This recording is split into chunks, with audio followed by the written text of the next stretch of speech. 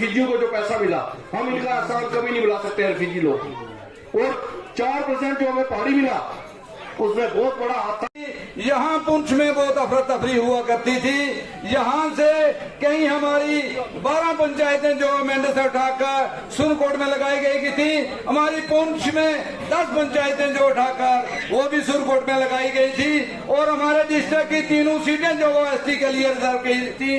तो आपने जिसलिए हम लोगों की दिलों की धड़कन बनकर वो हज कमीशन के पास जाके आपने हमारी पुंछ सीट को ओपन करवाया। मैं दिल की अमीर गहराइयों से बासियत गुजर होने के नाते मैं आपको मुबारकबाद देता हूँ। आधा सदका आप जी सारे थे पूजे हो श्री प्रदीप शर्मा जी, उन्होंने सब तो पहला तालियां, क्योंकि प्रदीप शर्मा साहब का कि जिन्होंने मेरे ख्याल में इतना बड़ा जलसा पुंछ में कभी हुआ नहीं है, जो उनके घर पे इस वक्त खड़े लोग हैं। और रात के वक्त में क्योंकि उनको मंडी जाना था, तो शर्मा साहब की ये प्रोग्राम सुन के वो मंडी का प्रोग्राम कैंसिल कर दिया और लोगों को मिलने के लिए यहाँ पे पहुंचे। आप सबका मैं शुक्रिया अदा करता हूँ कि आपने इतनी रात में वेट करके हमारे महबूब लीडर का वेलकम के लिए खड़े।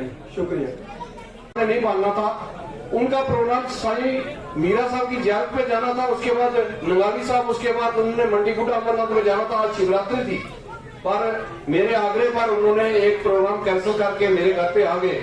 मैं उनका शुक्रिया अदा करना चाहता हूँ। पर मेरे माताओं, बहनों, भाइयों, बुजुर्गों और साथियों, मैं इतनी बात आपसे कहूंगा कि हमारे मेंबर पार्लियामेंट श्री जुगल किशोर शर्मा जी, जब से वो पिछले 8 सालों से वो जब से मेंबर पार्लियामेंट बने हैं, 2 बार एमएलए रहे, 1 बार हमारे स्टेट प्रेसिडेंट भी रहे, लगातार 20-22 साल हो गए वो पावर में है। पर इतनी बड़ी पावर में होने के बावजूद आज वो आप जहां उनको बिठाओगे, जो बात बोलोगे, 1 मिनट में आदमी की बात सुन लेते हैं और आगे उसका परस्यू करते हैं। ऐसा मेंबर पार्लियामेंट मैं कहता हूं हमें मुकद्दरों से मिला है, ऐसा मेंबर पार्लियामेंट हमें कभी नहीं मिल सकता था।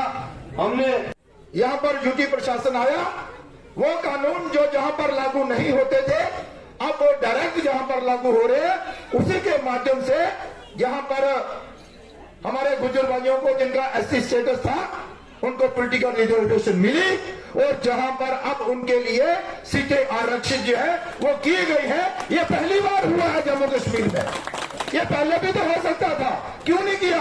कभी पूछा अपने नेशनल कॉन्फ्रेंस, कांग्रेस या पीडीपी वालों को? अगर पूछा भी होगा, लेकिन उसके बाद फिर उन्हीं के पीछे चल पड़े। लेकिन इसके अलावा भी यहां पर पहाड़ियों की भी बात चली, पहाड़ियों को भी पहाड़ी स्टेटस और उसके बाद 4% आरक्षण देना, यह भी भारतीय जनता पार्टी ने किया। उसके अलावा उन्होंने वो भी कभी नहीं किया। लेकिन आप विचार कर लीजिए कि आप क्या करते रहे हैं, क्या करते थे, क्या आपकी सोच रहती थी, लेकिन उनकी क्या सोच रहती थी, वो क्या सोचते थे। उसके अलावा भी और कई ऐसे काम थे, समस्याएं थी, परेशानियां थी जिनका समाधान वो कर सकते थे, लेकिन उन्होंने नहीं किया। आज अगर भारतीय जनता पार्टी ने, केंद्र सरकार नरेंद्र भाई मोदी जी के नेतृत्व में हमारे बुजुर्ग भाइयों को पॉलिटिकल रिजर्वेशन मिली, तो उसके लिए सबने खुशी मनाई ना, सब खुश है ना। किसी ने ये तो नहीं कहा कि भाई इनको क्यों मिली, नहीं, अच्छी बात है, मिली है, अच्छी बात है। लेकिन पहाड़ी एक वर्ग जो था वो ये कह रहा था कि हमारा भी हक हमें मिले। कुछ हक तो पहले मिल गया था, लेकिन उसके बाद जो रही सही कसर है, जो आपका एक तुरक है कि भाई एक ही मोहल्ला, एक ही गांव, एक ही कुआं, एक ही स्कूल, खान पान भी एक ही, बोली भी एक जैसी, रहन सहन, उठना बैठना, गाड़ी पे चढ़ना उतरना, बस अड्डा, घर बार, सब कुछ एक है। लेकिन उसके बावजूद भी अगर हमारे किसी भाई को एसटी स्टेटस मिला है, अच्छी बात है, लेकिन हम भी उसका हक रखते हैं। आपका तो यही कहना था ना। लेकिन उसके लिए भी कभी इन पॉलिटिकल पार्टियों ने बात की क्या? नहीं की। लेकिन जब अमित शाह जी आए, नरेंद्र भाई मोदी आए, आपने कई डेपुटेशन वहां पर ले गए, आपका नेतृत्व हम कर रहे थे, हमने आपकी आवाज वहां पर बुलंद की। हमारे प्रदीप शर्मा जी थे, हमारे चिश्ती साहब थे और कई लीडर्स हैं, सबने कहा कि ये हमारा हक बनता है, हमें मिलना चाहिए। कई मीटिंगें हुई और डेपुटेशन भी मिले, दिल्ली तक भी गए और केंद्र में जो हमारा नेतृत्व है उन्होंने सारी बात को देखा, सोचा, समझा और समझ में आया कि नहीं बात तो सही है, ये हक इनको मिलना ही चाहिए।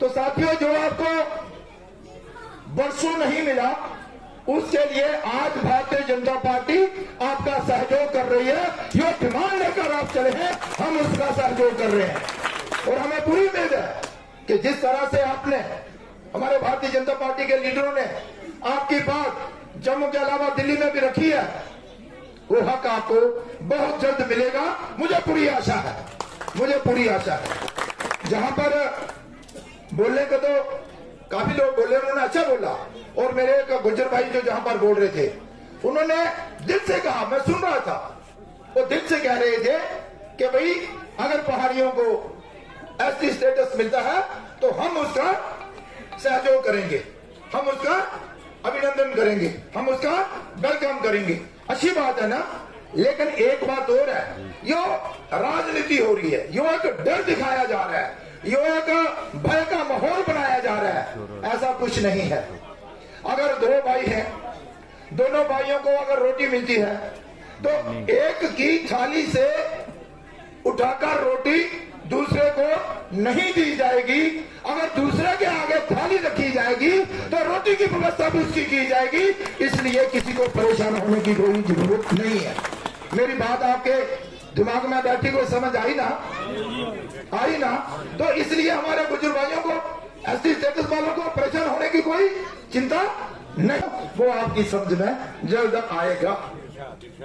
दिलशाद, ठीक है, इरशाद, तुम्हारे इस गुलिस्तान में, तुम्हारे इस गुलिस्तान में मेरा भी खून शामिल है, तुम्हारे इस गुलिस्तान में मेरा भी खून पसीना शामिल है।